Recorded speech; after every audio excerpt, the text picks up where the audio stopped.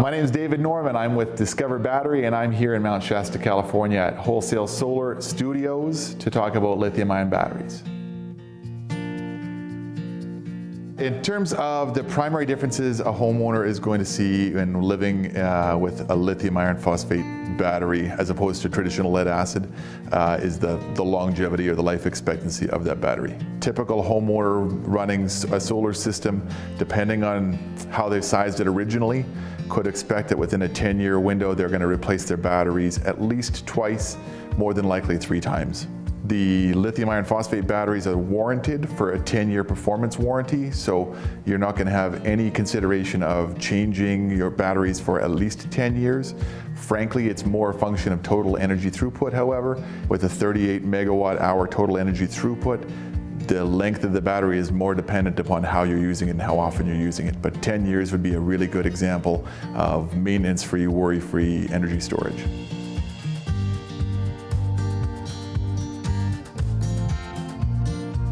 Lithium batteries have this sticker shock for people.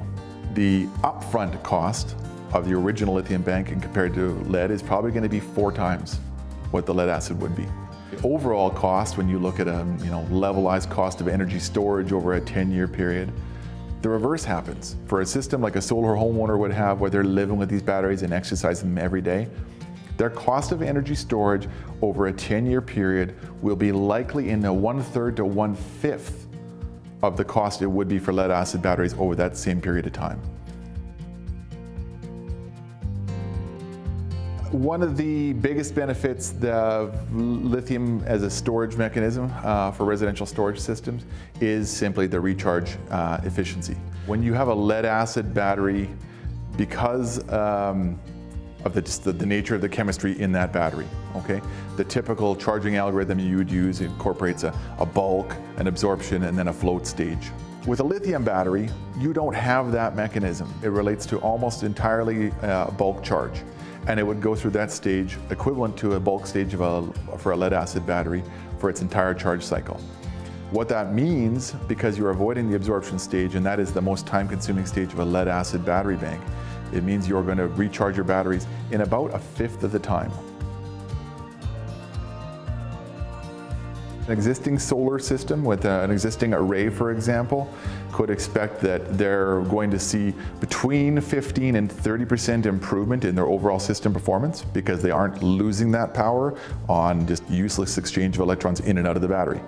For an installer or a homeowner that wants to put in a new system today, that basically means that they could size their solar array to be 15 to 30% less than they would otherwise.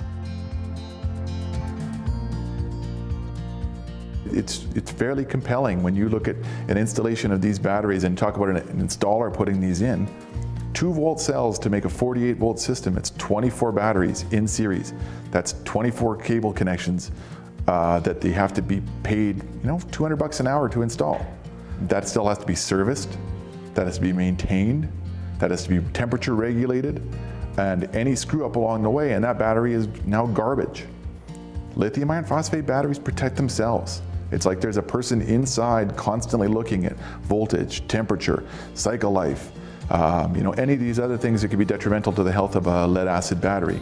It's taken care of by the processor and the board inside the battery. It does the work for you. They're completely maintenance free. There's no venting, no gassing.